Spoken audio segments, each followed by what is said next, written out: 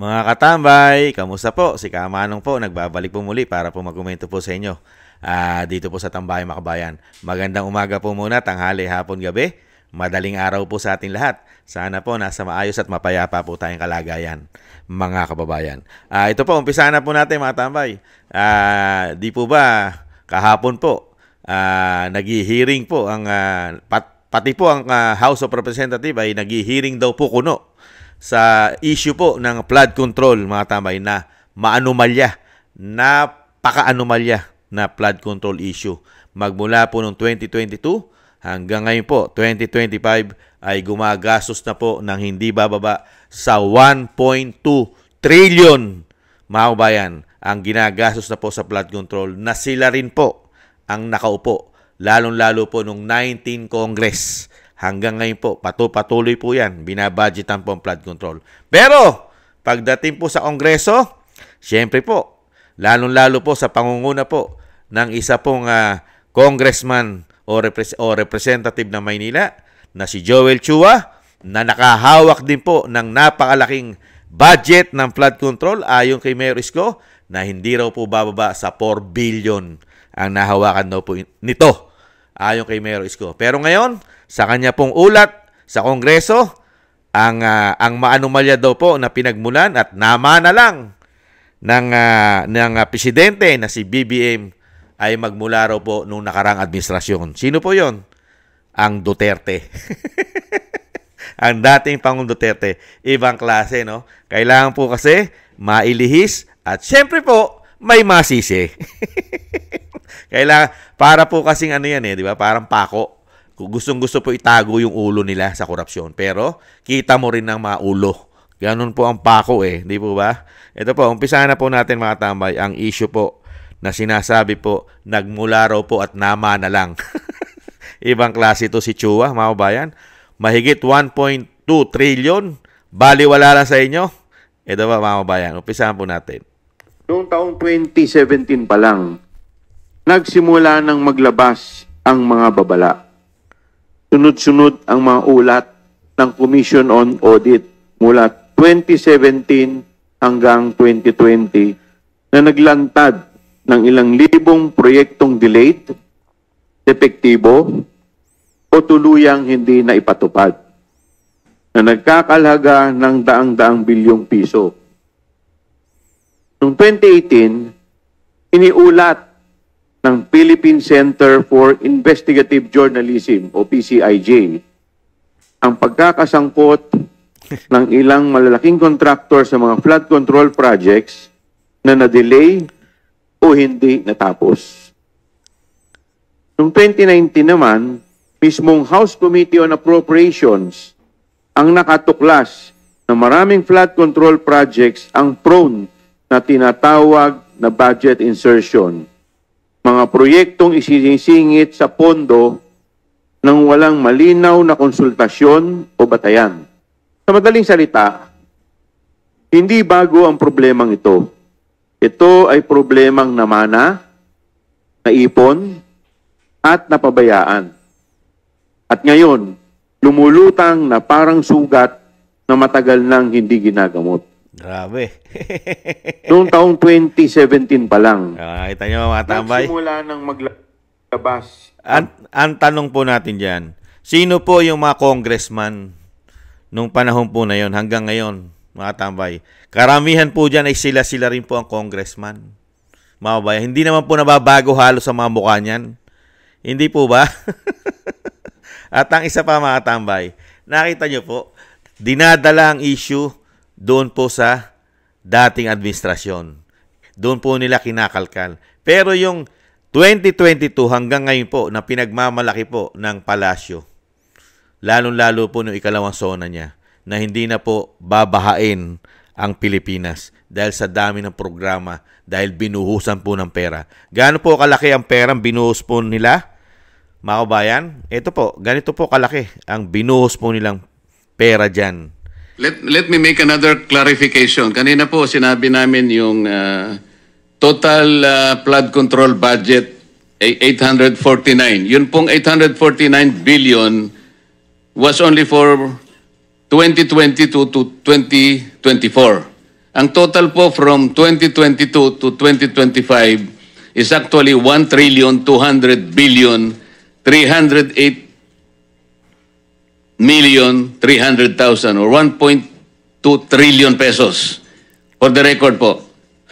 Let me make another clarification. Kanina po Grabe, sinabi no? namin Nakita yung, niyo po, mga tambay? total Grabe, no?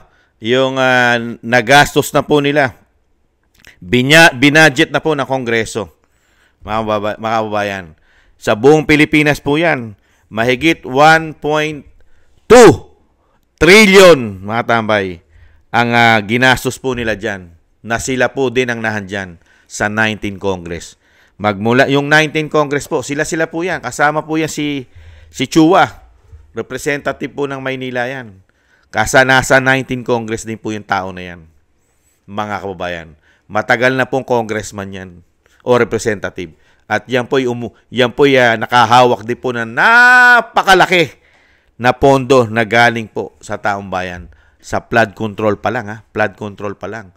At yan tao na yan ay may anomalya rin po yan. Napakahilig po yang magpagawa sa Maynila, sa kanyang distrito, pati nga barangay hall, sa sidewalk nagpapagawa. Sa sidewalk, mga tama, ibang klase yan. At hindi po kumukuha ng mga permit yan. Hindi po uso-uso permit. Ganyan po katindi yung mga congressman na yan. Nakita nyo po mga tambay, di ba? Nakita nyo po kung saan dadalin ang issue.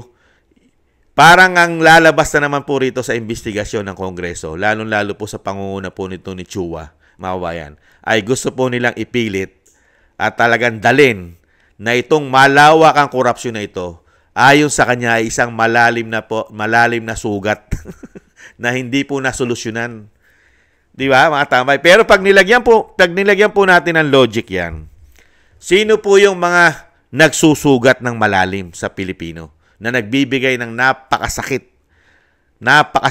na dinadanas natin na parang sugat na walang kagalingan? Sino po? Sino po nagbibigay ng sugat? Hindi po ba ito mga demonyo na ito? Ito po mga demonyong politiko, naghahaman, swapang, ganit sa pera ng Pilipino? Di po ba? Pero pag sila po ang nag-statement o nagbigay ng pahayag sa atin, saan po nila dinadala? Sa contractors. Mga contractor. Sa contractors, siyempre. At siyempre saan? Sa mga district engineer. Mga bayan ng DPWH.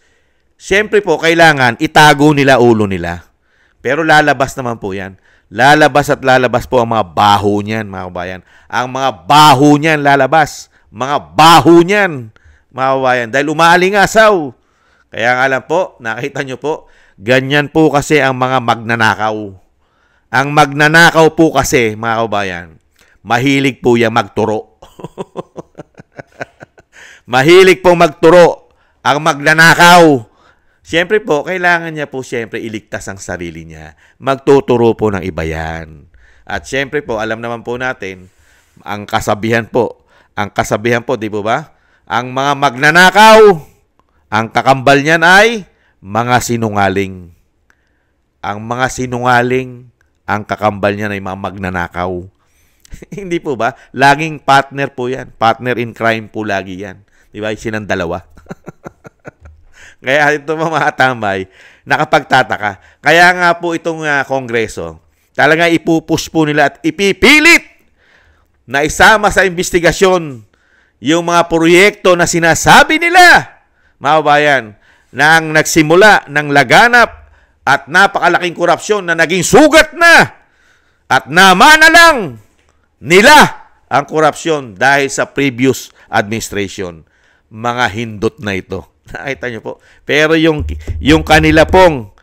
kanilang ipinondo para dalhin po sa kanilang distrito sa buong Pilipinas. Itong mga demonyong mga politiko nagpakawalang niya.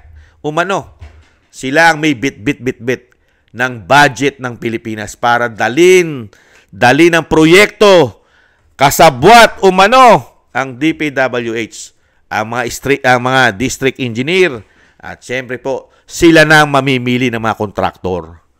Di po ba? Sila ang namimili ng contractors. Totoo po yun. Pinatotohanan po yan ni Mayor Magalong at ni Greco Behelica. Ano po sabi ni Mayor Magalong? Ang diskarte po ng mga congressman o representative na katulad daw ni Chua. Mga kabayan, ano daw ang kalidad na gusto nilang maging kontraktor ayon po kay Mayor Magalong? Ano po? Una raw po tinatanong ng mga congressman, magkano ang kaya mong ibigay sa akin na porsyento? Yan po ang unang tanong, mga kabayan. At pag po, yung pinakamalaki, ang nagbisabi na malaki ang kaya ko ibigay sa iyo, congressman na porsyento sa flood control. May pangalawa raw pong tanong yan. Ano pa yung kasunod na tanong ayon kay Mayor Magalong? Ano ang kasunod na tanong? Kaya mo bang tsekehan na yan? Kaya mo na bang tsekehan yan? Yan po ang tanong dyan eh. Kaya mo na bang tsekehan? Para po advance, mga kabayan. Kailangan mo ng tsekehan para sigurado na si congressman doon sa kanyang porsyento sa proyekto. Ano pa sabi ni Mayor Magalong, yung pangatlo? Mga kabayan, kailangan bigyan mo rin ako ng cash advance. Kumukuha po ng cheque at kumukuha rin po ng cash. Siyempre, kailangan ni congressman ng cash. Mga kababayan, yan po ang kadalasan pong gustong-gusto nila sa kanila raw po mga contractors. Ito po, pagpasok po nitong mga politiko na ito ng 19 Congress. 19 Congress, mga tambay.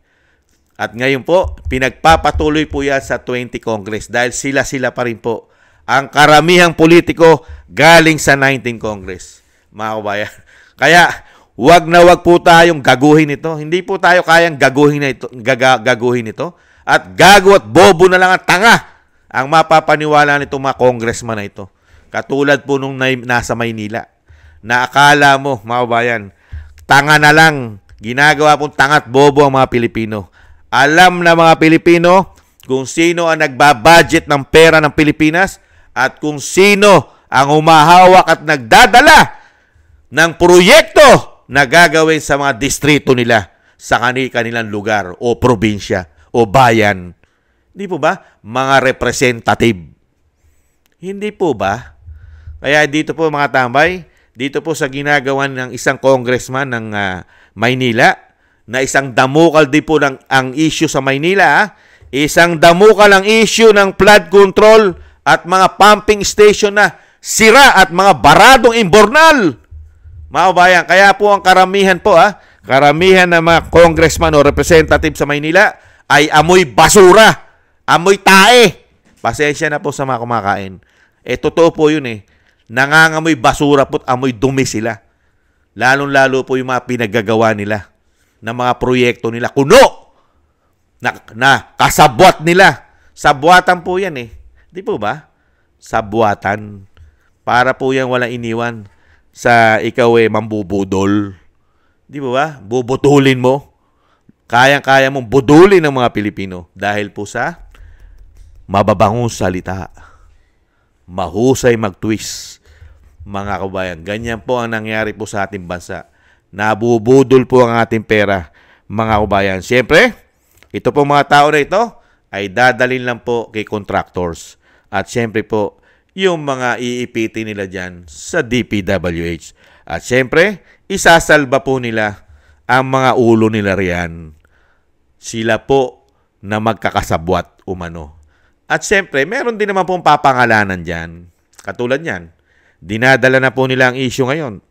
At isinisisi na po sa dating administrasyon. At sino pa po ang sisisihin dyan? Siyempre po yung mga kalaban nila sa politika na hindi nila kaalyado, mga kababayan. Ganyan po talagang lakaran sa ating bansa. Sanay na sanay po sa politika ang mga demonyong magnanakaw ng mga politiko sa ating bansa. Kaya ito po mga tambay, yung ginagawa po ni Congressman Chua, magaling po siya. Talagang systematic po. Systematic mga tambay. Ibang klase. Yung 1.2 mahigit, 1.2 trillion mahigit na napakaraming ghost project nila. Pero kailangan po natin dalin o kailangan nilang dalin ang sisi at doon tayo mag-umpisa ng investigasyon sa nakaraang administrasyon. Dahil yan po yung malalim na sugat. Kailangan natin umpisahan lahat. Di ba? Kaya nga po nagpaplano sila, di ba? Pinaplano rin po nila imbestigahan ang mga flood control sa Davao City, mga kababayan. Pero yung mga flood control nila na pinagagawa nila ay iniiwas na po nila ang kanilang maulo para po ito'y maimbestigahan, mga kababayan. Ganyan po kawawalang hiya umano itong mga demonyo na mga politikong magnanakaw. You know? Kung meron lang po talaga na talagang katulad po ng mga men in uniform natin na sila mag-iimbestiga, yung talaga may political will, may pagmamahal sa bayan na mga men in uniform, napakasarap pong imbestigahan ng mga bahay nito. Sa totoo lang po. Napakasarap pong imbestigahan ng mga bahay nito. Yung mga mansion nito, yung mga condominium nito. Mga kabayan, kung totoo yung sinasabi ni Mayor Magalong, itong mga magnanakaw na politiko na ito, itong mga demonyong ito, ang pera daw po nito na galing po sa nakaw ay napakarami raw po nito na bolt sa kanilang mga bahay, mansion, condominium, townhouse. Ginagawa daw po nilang mga parang bangko yan. Dahil hindi naman daw nila pwede ilagay sa bangko yan. Dahil matetrace. Kaya po nilalagay muna nila sa mga vault nila. Kaya nga kung meron lang tayong mga may political will at may pagmamahal sa bayan, sa nangyayaring systematic at laganap na korupsyon sa ating bansa, kung kikilos lang kung kikilos lang mga kababayan ang mga men in uniform natin at hahalughugin lahat itong mga bahay ng mga congressman na ito, palagay ko, mga kababayan, truck na pera umano ang makukuha dyan umano sa mga magnanakaw na yan. Di umano, mga kababayan. Kaya lang po, wala naman po tayo nakikitang ganyan Dahil po, okay lang po yata.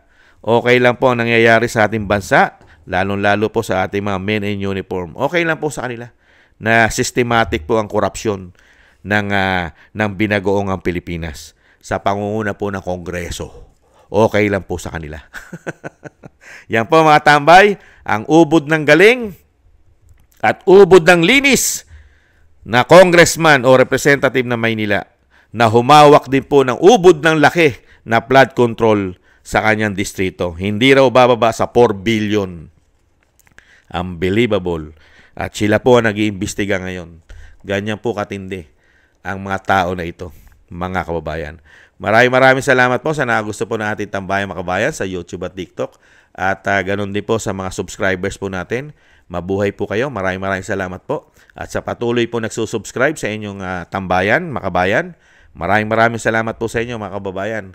At syempre po sa mga nagla-like, share, subscribe at comment. Thank you rin po. At thank you rin po. At syempre po mga tambay, shoutout po natin. Shoutout po natin si Red Rebukan ng Victoria, Laguna. Shoutout po sa inyo kay Red Rebukan ng Victoria, Laguna. Mabuhay po kayo kababayan. At syempre po, thank you rin po sa nagbibigay po ng tulong at biyaya. Thank you po sa mga nagbibigay po ng pang-maintenance at pang-kape sa inyong lingkod. Maraming salamat po. Shoutout po kina Ma'am LB at Sir Manny ng North Miami, Florida, USA. Gay at Siena, Norma Garcia, Michelle Yamaguchi Vlog, Rosalina Arcade Team 888, Wills Bubbles 5697, si Arpel Villacorta, Chodorico Erguisa Jr., Ani Jo, ako si Pilam, Jovelyn Watanabe ng Japan, si Jem Aris ng United Arab Emirates, Julieta Celona ng Sydney, Australia, Gina Ray Solid DDS ng Berlin, Germany, si Jake Yahoo 4531 ng Maisog, California, USA, Eric Hershio ng Canada, Kingston 123 ng Hong Kong, at si Bay Chick Chiyoko. Thank you po. Shoutout po sa inyo lahat. At lalong-lalo po maingatan po sana po kayo. Lalong-lalo po sa inyong mga paggawa. Thank you po. At syempre po yung dasal po natin mga tambay na lagi po natin na pinagsama-sama at hiling po natin. Syempre po na ang dasal po natin ay magkaisa na maingatan po ang pamilya Duterte, ang Vice President, mailayo sa kapahamakan. At ganoon din po ang dating Pangulong Duterte mailayo po siya sa kapahamakan. At syempre po, maingatan at madugtungan pa po ang kanyang buhay at kalakasan at makabalik po sa lalong mabilis sa ating bansa. Maraming salamat po sa mga dasal, mga katambay. At ganoon din po mga tambay, tayo rin po ay mag-ingat at magdasal na maingatan po tayo at ang ating buong sambahayan. Thank you po mga tambay. Sa muli, maraming salamat po. Paalam po muna. Ingat-ingat po. Bye-bye.